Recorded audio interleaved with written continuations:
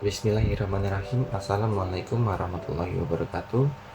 Izinkan untuk memperkenalkan diri. Nama saya Feby Nurhisham, mahasiswa Universitas Al-Azhar Indonesia, Fakultas Hukum dengan NIM 0711 520030, kelas HE20X. Pada kesempatan kali ini, saya akan melakukan presentasi pada mata kuliah Hukum Perdagangan Elektronik, yang dimana presentasi ini untuk tugas dari UAS semester 7, yang dimana untuk dosen pengampunya Ibu Dr. Masliati Nurhidayati SHMH. Untuk kesempatan kali ini, saya telah diberi tugas sesuai dengan yang terdapat pada tugas yang ada di e-learning dengan tema pengakuan internasional terhadap tanda tangan elektronik dalam e-commerce law. Saya akan langsung masuk pada bab 1, pendahuluan. Latar belakang. Perkembangan globalisasi, khususnya dalam teknologi elektronik dan internet, berlangsung dengan signifikan, memberikan solusi untuk tantangan global. Kemajuan ini terutama melalui peran integral pasar pintar yang telah mengubah gaya hidup menjadi modern dengan fitur-fitur praktis. Manusia sebagai individu di bumi terlibat dalam aktivitas jual beli untuk memenuhi kebutuhan, namun seringkali tanpa menyadari adanya implikasi hukum yang mungkin timbul. Perubahan dalam konsep jual beli tradisional terjadi seiring kemajuan teknologi, mendorong warga dunia untuk mengikuti arus perkembangan globalisasi. Perubahan perilaku masyarakat dan peradaban global hasil dari kemajuan dalam komunikasi dan teknologi informasi menciptakan dunia tanpa batas atau borderless. Perkembangan dan kemajuan teknologi terutama dalam e-commerce menunjukkan bagaimana internet mempengaruhi berbagai aspek kehidupan termasuk perdagangan elektronik. Meskipun demikian, literasi digital perlu pada manusia khususnya orang dewasa atau orang tua menjadi penting untuk membimbing anak-anak atau sekitar dalam menggunakan teknologi dengan bijak, khususnya dalam konteks perdagangan elektronik. Regulasi hukum seperti yang diusulkan oleh UNCITRAL atau ASEAN Agreement on Electronic Commerce menjadi kunci dalam menghadapi tantangan keamanan informasi dan pengakuan hukum terhadap tanda tangan elektronik. Rumusan masalah yang ditemukan: pertama, bagaimana bentuk pengakuan internasional terhadap tanda tangan elektronik dalam e-commerce law.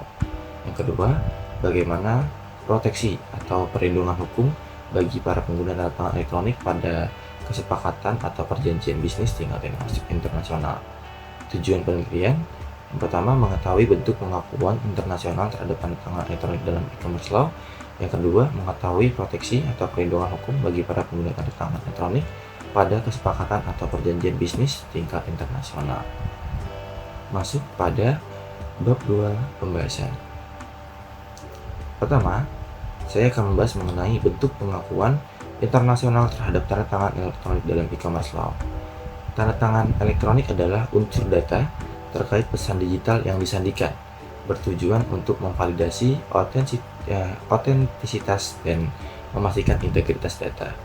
Menurut Tan Tong Hee, tanda tangan adalah ekspresi kehendak penanda tangan, menambahkan validitas hukum pada karya tulis pribadi.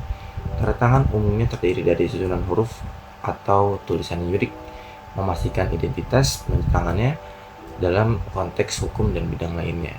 Tanda tangan elektronik memiliki peran sentral sebagai identitas elektronik, menunjukkan persetujuan terhadap akta elektronik.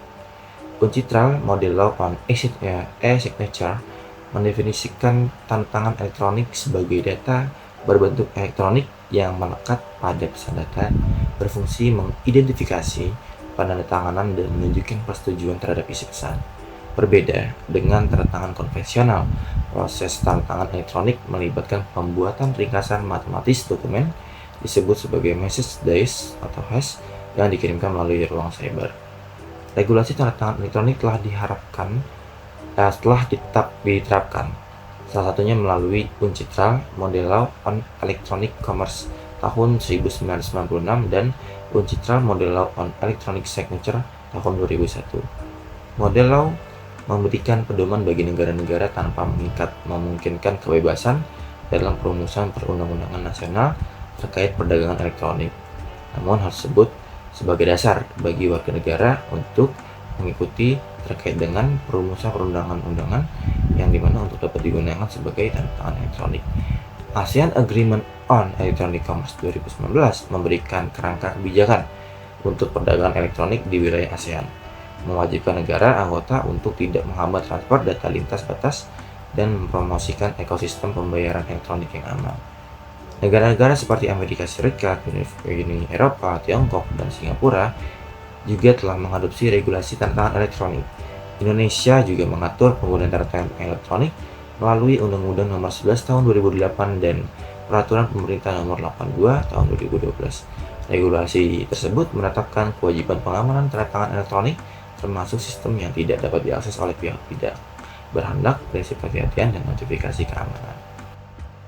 Yang kedua, perlindungan hukum untuk menggunakan tanda tangan elektronik dalam kesepakatan bisnis di tingkat internasional.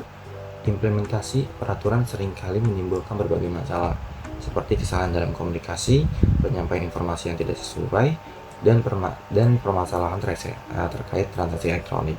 Khususnya, dalam konteks perdagangan elektronik, penggunaan tanda tangan elektronik pada akta elektronik menjadi perdebatan karena belum jelas kekuatan dan akibat hukumnya. Ini menciptakan ketidakpastian terkait posisi dan kekuatan hukum tanda tangan elektronik serta keamanan transaksi elektronik bagi konsumen. Sebuah perjanjian di hadapan hukum mengharuskan pihak yang terlibat memenuhi 4 kriteria esensial untuk mengukuhkan validitas kontrak. Ini melibatkan kesepakatan antara pihak-pihak, kekuatan atau kewenangan hukum pihak-pihak yang bersepakat, objek kontrak yang jelas, dan klausa kontrak yang halal. Persyaratan ini mirip antara pasal 1320 BW atau pasal 1320 KUH Perdata dan UNCITRAL dengan sedikit perbedaan interpretatif. Dalam konteks tanda tangan elektronik, pemenuhan persyaratan kontrak menjadi kunci untuk perlindungan hukum, terutama dalam kontrak bisnis internasional. Penyelesaian sengketa dalam konteks ini dapat melibatkan pilihan hukum dan pilihan forum.